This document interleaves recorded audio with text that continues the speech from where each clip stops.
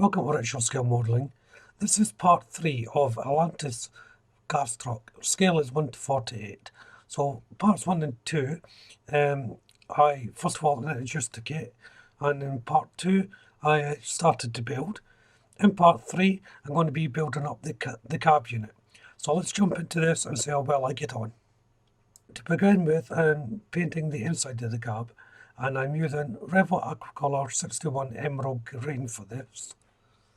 And this will be the base colour for the entire truck. And once I've done the inside, I work on the outside. Now you may notice I'm painting in a circular motion here. I've hardly got any paint on the brush whatsoever. Two reasons for that. One, it shows me putting a very thin coat on with this motion. You can see that I'm just dabbing the paint on with the brush, taking off any excess, and just swirling my brush around on this particular part that I'm painting. And the other reason is because I'm going to be weathering this, I don't want a heavy layer of paint on at all.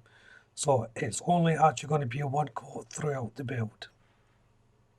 Then it's onto Revol Aquacolor 06 Tar Black, and this is going to be for the dashboard and steering wheel.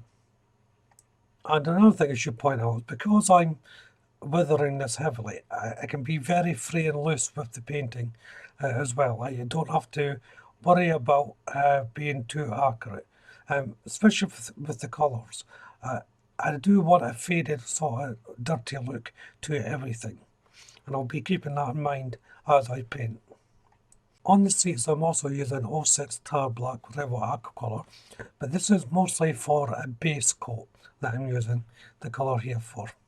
I'm then switching over to Revol Aquacolor 84 Leather Brown, and I'm just dabbing this paint on. Then I'm taking a bit of kitchen towel, and while the paint is still wet, I'll just put the top on there, and while the paint is still wet, I'm just going to smear it and poke it so that the black is coming through and it's blending in with the brown, and it gives that used leather dirty look. Don't know whether the camera can quite pick it up. Then it's Revol Aquacolor 91 Steel, and this is for the steering column. I'm also using this colour to highlight certain areas inside the cab, just because I've got that paint already open. Generally you can do it with silver, and all I'm doing is lightly taking the colour and brushing over raised areas where I think a lot more wear and tear will show. And I'm also using the same method on the actual cab walls, inside and out. So I'm just taking a little bit of paint on my brush, taking away the excess, and floating the brush bristles over any raised area that I feel that's going to have a bit more wear and tear. This is a 3-step process, so I'm on the second step at the moment. So I can just about see the steel colour coming through, and once the weathering process is finished, this will also give a metal look to the model as well. If I do it correctly, I won't have to put any varnishes or things like that on to make it look like a metal finish. The paint should be enough. And the last step of the process is Revol Aquacolor 83 Rust. Now I'm going a little bit more heavier here on the amount of paint I'm using, but I'm still using the same method. I'm putting the brush on the paint, taking away the excess, and lightly going over the area, just putting it in places where I think is necessary. Now I'm blending this in with my finger. If you can see my finger touching the model. You can easily do this with a bit of towel as well, but sometimes a finger's better. You get the feel of it, how it's going to go. Now if it looks too dark when it's going on, this colour, don't worry, it actually dries quite lighter than it does when it goes on, to give that rust effect. And as you can see, I'm doing this through all sections of the model. If you're doing this and you think you made a mistake, don't worry, it's meant to be rough and ready.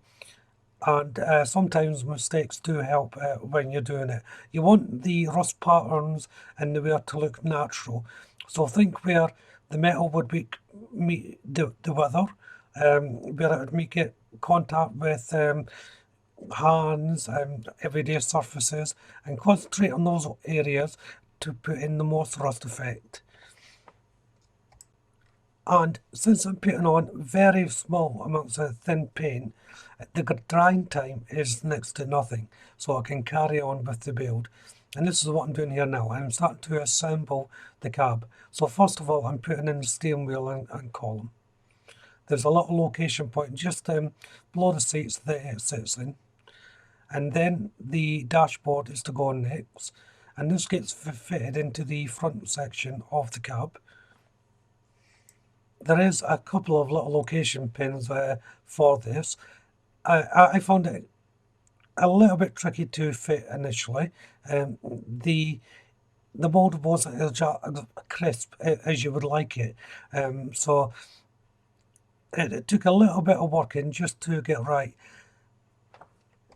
Now I could have cleaned it up and made it fit easier, but because again I'm going through this weathering process and making it look rough and ready, all these little manufacturer bars and flashes that are left on, some of it is worth keeping on because it can deface the model enough to make it look like it's all beaten up. So now that the steering column and that is on, it's time to start building the main cab. Now this went together perfectly. I didn't have a problem whatsoever with it. Sometimes you do, they don't match up squarely. But this fitted in its housing easily enough. It sat in a little preform bracket. As I was working, I decided just to highlight a little bit more silver. So once again, this is the Revel 91 steel, and I'll be doing this throughout the model. If I spot something as I'm building it thinking, oh, that could do with a little bit more or a little bit less, I'll just stop what I'm doing and doing it. If I leave it to the end, and I may forget about it or just not see it. So it's wise doing it as you see them. So the main part of the cab is going together now. Again, this went in rather easily because the seat section fitted in so well. It was a simple case of just marrying up the two together and pressing firmly. Next to go on is the front section. This was a little bit more trickier to fit on, trying to get it matched up with the walls. It's just it was actually a tight fitting, so I had to work it a little bit to make sure I was getting everything in line, that is. And next is the roof, and that just pops on the top. Again, no issues whatsoever. And this is where I'm actually going to end part 3. It's only the cab getting built in this part of the video. There's still a lot more to do, of course, but I thought this would be a good place to end. At this point, I'm really pleased with the weathering process and how it's looking. I think I've got the correct balance of rust metal and the original green colour coming through on the paintwork. And as always, if you haven't done so already, why don't you check out the channel for my other builds? If you subscribe to the channel, hit the notification bell. That way you'll be kept up to date not only with this build, but all my future builds, of course.